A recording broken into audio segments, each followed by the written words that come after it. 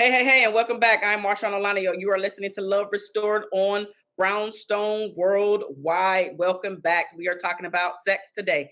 SEX, before you're in a relationship and why you should wait. Why you should wait. But before we do that, let's talk about Love Restored and why I decided to start Love Restored. Again, I'm Marshawn Olanio. I have been coaching Black women for about 15 years. And it took me to figure out how to love me in order for me to be able to help those beautiful women, right? And so now, when I was starting Love Restored, I was like, what could really help to impact these people, specifically the Black women, in order for them to really make themselves a priority? And a lot of it has to do with the fact that a lot of us have given so much love away. We have been so disappointed by those around us, or we never received the tools or tips or strategies in order to cultivate these beautiful relationships. And so now a lot of us are jaded. A lot of us are jaded. And what I've come to find out and realize is that we're jaded because of the love that we gave away at like sacrificial lambs. Instead of demanding that we receive the love from the person that we're giving it to, we just kept giving. And when you give, that's when that frustration is there. That's when you feel sick and tired of being sick and tired. That's when you erupt like a volcano, because instead of you having conversations about this stuff, you allow it to just to pile up, and build up. And so we no longer want to do that. We want to understand that making ourselves a priority and putting ourselves on our own priority list is vital. It is essential to us keeping our sanity, making sure that our mental health is intact. And so, what I love to do here at Love Restore is to impart the wisdom, to impart the knowledge that I didn't have, to help you to love on yourself, literally, to help you to love on yourself, because it is that important, it's that vital for you to know how important you are and then roll with that. So, here at Love Restored, I am supplying you with the tools. I'm supplying you with the tips. It is up to you to take the information and do what you will with the information in order to up level your life. I can't do it for you. I can only give you the information. And so Love Restored is all about literally pulling the information on a platter for you to digest and then do something with, not to just digest and know it. You have to know it and then apply it in order to change your life around. And so, for the next 30 minutes, we will be engaging in this conversation about why you should not give away your body, i.e., have sex before you get into a relationship committed relationship. Now, let me just jump back and talk about the Bible really quickly for those other Christians that are on here. God has already said that we should not be having sex before marriage. And a lot of the reasons, now he didn't list these, right? But I am listing them because I really feel that this goes into why he wanted us to wait. And the very first thing is the emotional bonding that is not happening. So research actually shows that when we decide to have sex early on, before we establish an emotional bond, then that deeper connection that we want so badly is crippled. It does not develop. It doesn't develop. So by waiting, you're in a better situation, and waiting until you get into a relationship at the very least. Now you can focus on building trust, communication, and understanding before introducing your lovely body to the other person. So those emotional bonds that we want, those deeper connections that we want so badly, does not form properly. Now, is this across the board? Absolutely not. Because the truth of the matter is, my very first real boyfriend and I got married. And we did have sex early on, but we're also divorced. We also didn't establish as deep a bond as I believe that we had. There was a lot of underlying lying in there, which is what ultimately led to the divorce. Because again, that deeper connection, and specifically the communicating, the trust, like a lot of that stuff was forfeited because of what came up later on. So, as much as I thought we had a very deep emotional bond, we did not. The second thing, that waiting, not having sex before you're getting to a relationship at the very least, is compatibility. So, waiting to have sex allows you both to explore other important aspects of this potential partner, like your values, your goals, what interests you have or don't have, right? And then even the both of your personality. Does his personality match up to something that you want long term? And by prioritizing these factors first, right, you can better assess your compatibility with this person before the sex comes into play. Can he mentally stimulate you before you think about sex? Have you even talked about sex outside of the bedroom, like what you like? Because a lot of times we go into sex, specifically with a new partner, we haven't had the conversation because we think it's kind of weird. And I'm not saying that it's not necessarily weird, but it is a conversation that you want to have and establish. That way, when it does come time for the sex part to happen, this person already knows what you like. And a lot of those awkward moments that occur during sex, I'm not saying won't be there at all, but they'll definitely be decreased because you have had an adult, intelligent conversation about your likes and dislikes inside of the bedroom. So if and when you two make it there, and I'm assuming that if you're having a conversation about sex, you're either nearing it or you both have entertained what it would be like to be with the opposite person. So having an intelligent conversation about what your likes and dislikes before you even get there will even make the experience that much better and special by just slowing down and having said conversations. So the compatibility before you get in the bed, as well as after you have gotten into the bedroom and experienced the person and what they bring to the table, because now you already know. And maybe you don't know everything because that person is not going to tell you everything. And especially if they have some fetishes or kinky stuff going on, they're not going to tell you all of that prior to, because a lot of us have a fear of being judged. None of us want to be judged. So maybe later on they'll show you that stuff, but you still have a general idea of how to satisfy, i.e., please the other person. But again, this is before you actually get into the bedroom. This is just through conversation. This is through the communication. This is what I like. And then you can even really experience, can I trust this person? I shared this intimate detail about myself, like, dislike, but let's go with dislike. I said that I do not like this thing. And now when you get into the bedroom, you can see if that person really paid attention to your likes and dislikes, to your needs, to making you feel special when you actually get there. So it's a lot of things that can actually happen prior to. And then you're even more excited when you do get an opportunity to explore their body. The third thing, that waiting for sex before you get into the relationship, is that it reduces your risk, our risk of heartache. How many times have you had a friend, because we're not talking about you, right? This didn't happen to you, you happened to your friend.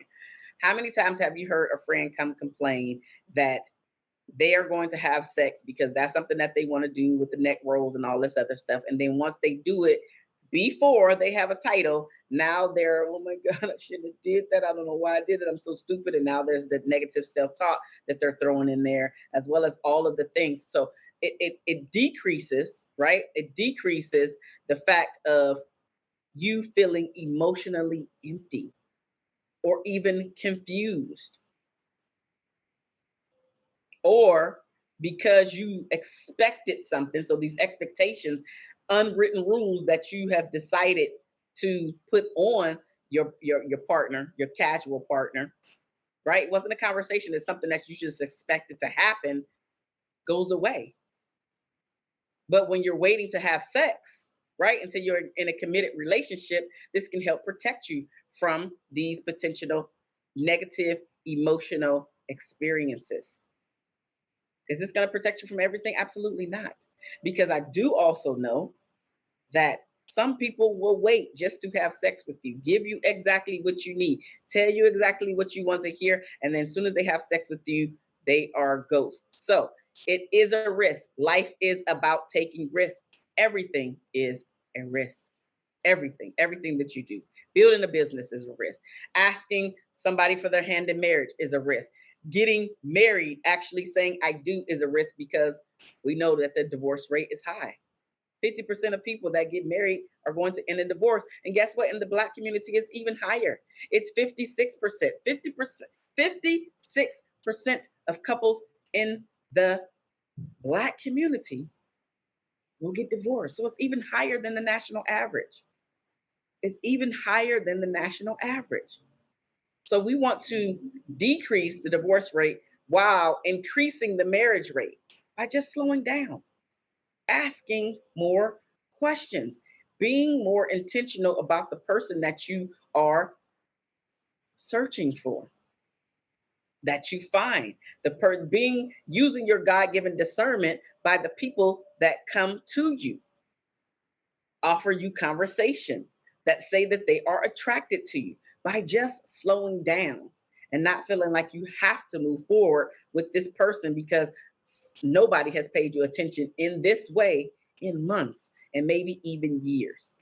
By slowing down, using your God given discernment, a lot of that heartache can go away.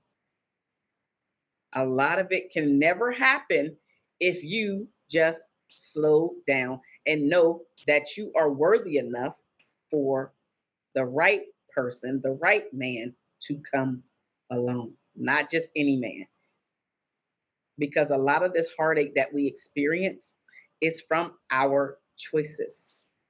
And we have to be big girls and big boys and own our choices. So it was your choice to go out to the club. It was your choice to have a one night stand. It was your choice, right? And then you're feeling guilty or having the negative self talk or even judging yourself later on. When if you just slow down, you can reduce all of this risk of heartache. Slowing down to see how compatible the two of you are outside of the bedroom. Because a lot of times when we find out that we are compatible inside the bedroom, all of that deep emotional bonding that we were trying to do before and all of the questions that we were asking, they seem to disappear. They seem to float away in hyperspace somewhere. No longer where it should be, which is right here. Should be asking all of the questions that you can in order to really see if this person is for you. Like I talked about that, I think 4 weeks ago, 3 weeks ago, about asking all of the questions.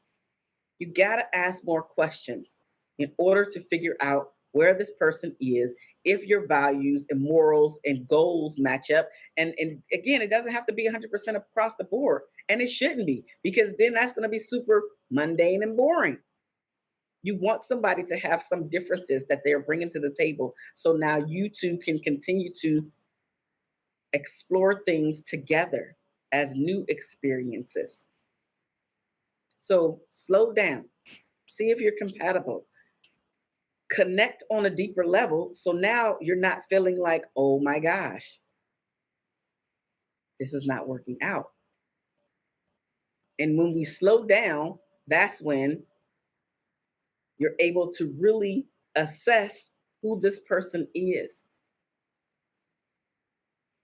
how they react to things, how they respond to things, how they treat other people, how they even talk about their exes. Because here's the thing, if they're talking negatively about their exes, it's not to say that some of the things that they're mentioning are not true. However, you may be an ex one day, and now the bad mouthing becomes you. So we don't want to do that. We want to be more intentional about the person that we are dating. We just want to slow things down, y'all. We do not have to jump so far ahead just to have sex for that moment, half an hour, hour, whatever the moment is. It's still a fleeting moment. then it's gone. And especially casual, because the very thing that you say that you want and that you're looking for, you'll never get by continuously opening yourself up to just anybody that is coming along because you are lonely, or it's been a long time, or when is my time coming? But are you doing the work on yourself? Is what you are expecting from somebody else, can you also give it? There are plenty of things that you could be doing in this season of waiting, which is getting you together, growing yourself, growing your mind, growing your self esteem, growing your confidence, getting all of these things in alignment with yourself. So when in fact you do get approached, it is by the right energy. It is by your man. It is by your guy, right? Instead of just settling for anybody that comes that way or your way. With that being said, we got to pay some bills. We got to pay some bills here. So if you have yet to download the apps on all of your smart devices, take this opportunity to do it. I'll wait. I'm going to give you 10 seconds.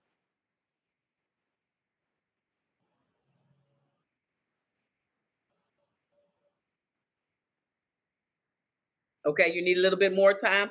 Keep doing what you're doing while I'm speaking, because we want you to download all of the apps on your smart devices, because this is how you stay in contact and in touch with what Brownstone Worldwide is doing, as well as all of the personalities on the block, as all of the guests that are coming on to all of these shows, as well as Brownstone Living, which is the magazine.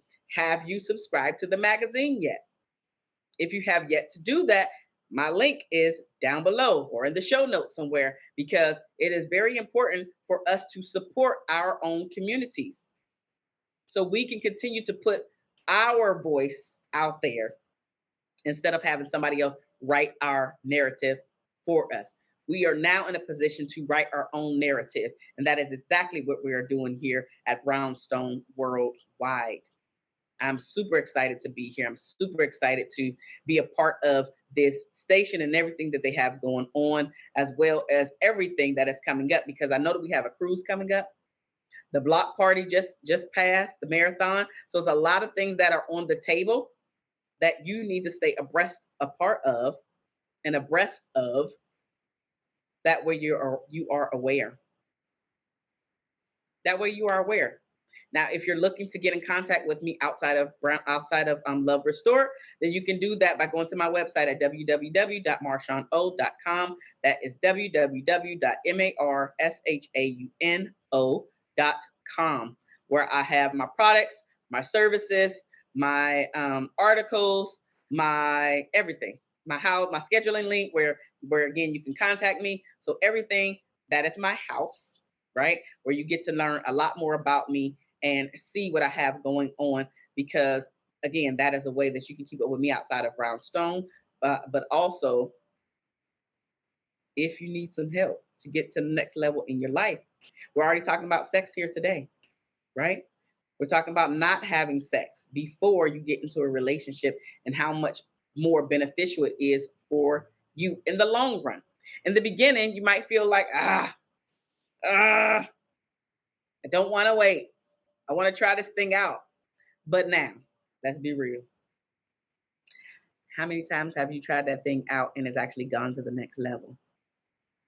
Mm-hmm. Mm-hmm. Or you tried that thing out and you got more than what you were expecting. Let's be real.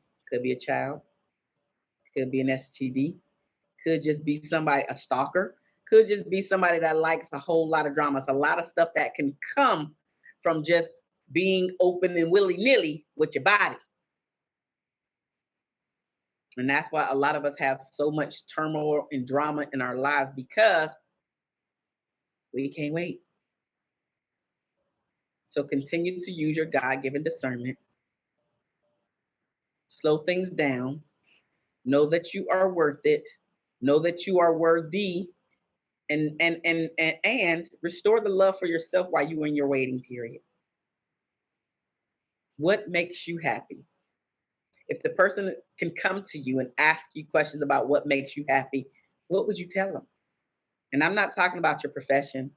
I'm not talking about you a mom, although they may be in there, but I'm talking about who you are. Are you a giving person? Are you a loving person? You're an understanding person? You like violin, you like guitar, you like movies, like what who are you? What makes you you? Yeah, being able to go down the list of things. And a lot of people can't do that because they have yet to sit in silence and reflect on what's coming up in here. I want you to take a deeper dive into yourself. So, what I'm speaking about today and waiting to have sex no longer makes you feel a certain type of way because it is something that is innate at this point. Point number 4, why you should wait before, why you should wait to have sex before you are in a relationship is your own personal well being. What that means is focus. I just said this, focusing on your personal growth, discovering who you really are, building up your self esteem, right? All of this is before, so you can contribute to your overall well being. By cultivating this relationship with yourself, you are doing yourself a favor. You're doing the other person a favor by understanding who you are because now you have a strong sense of self, knowing your worth, knowing that you are less likely to settle for just anything that they're bringing to the table, and you want what you deserve, and you will not compromise on your values. All of that is so important. But just slowing down,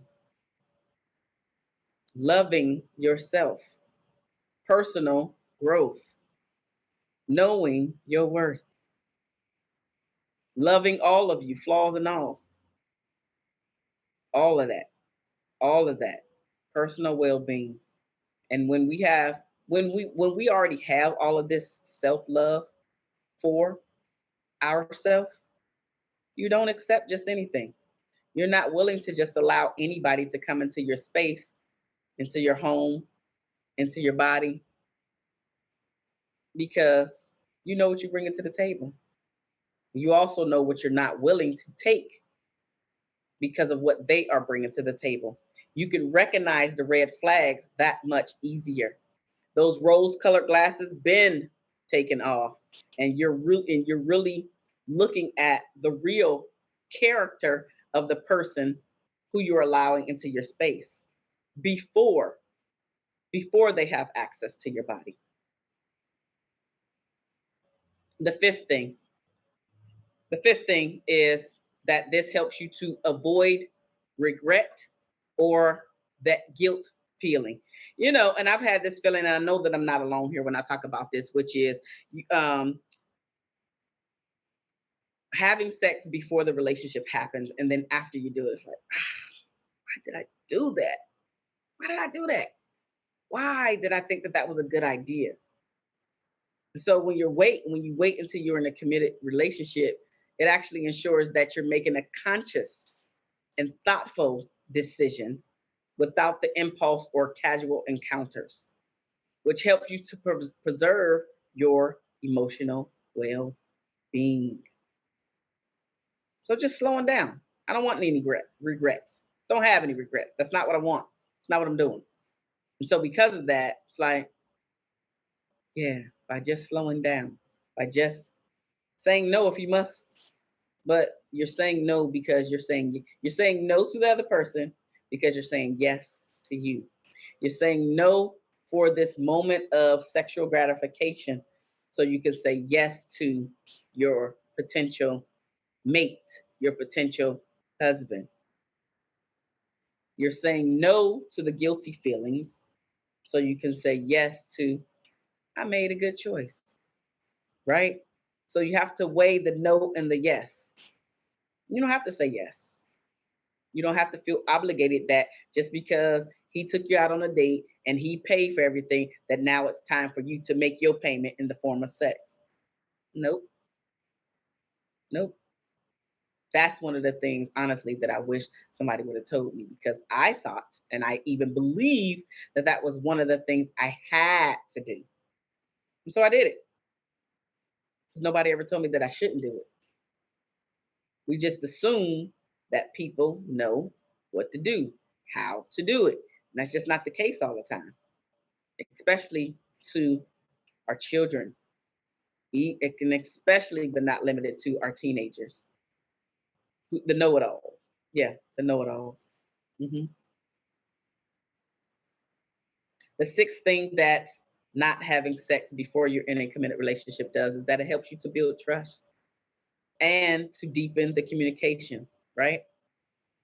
A committed relationship typically revolves around the foundation of trust and open communication, right? And so by delaying the sexual intimacy, you have the opportunity to establish these things and strengthen your communication, to strengthen your trust. This brings about greater happiness within the relationship when you delay sex. I mean, it just really does, right? The seventh thing that delaying sex before you get into a relationship does is that it helps you to keep your relationship goals clear. So by waiting to have sex, it allows you to focus on understanding your own relationship goals and what you're looking for in a partner. It gives you the chance to evaluate the long term potential of the relationship based on y'all shared values, commitment, and compatibility, rather than relying solely on your physical attraction. Because here's the thing, as we get older, as life happens to us, the physical that we were attracted to the person could absolutely change. And for most of us, it does change, where we gain more weight. When you get into a relationship, I'm sure you've heard this before, where if you're in a healthy, good relationship, you have a tendency to put on 10 pounds within the first year. And a lot of that is because you two start to settle down into one another, and all of the outings that did occur are now slowing down, where the two of you are in each other's space and space more often, and the activity level plummets. So there was a lot more running around before, and let me get all cute and pretty and make sure that my body is right and make sure my hair is done and make sure my makeup is. And I'm not saying that you don't do any of that, but at the rate that you were doing it when you two were just dating, to see if you were compatible, to see if you wanted to, let's try this relationship thing out with one another and see what happens. We get comfortable and sedentary. And we all know less activity while we're still eating, and it just starts to sit there. And it just starts to sit there, right? And so when it just starts to sit there, then what happens? Before you know it, you get on a scale. And the only reason why you get on a scale is because your clothes start to fit a little tight. You're like, what?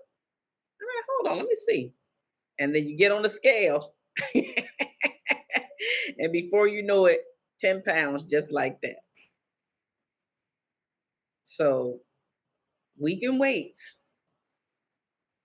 so we can also decrease this divorce rate, decrease the craziness with the baby mama drama, the baby daddy drama. I've seen some baby daddy drama. I know we hear about baby mama drama, but I've heard and seen some baby daddy drama. That to me is just unnecessary.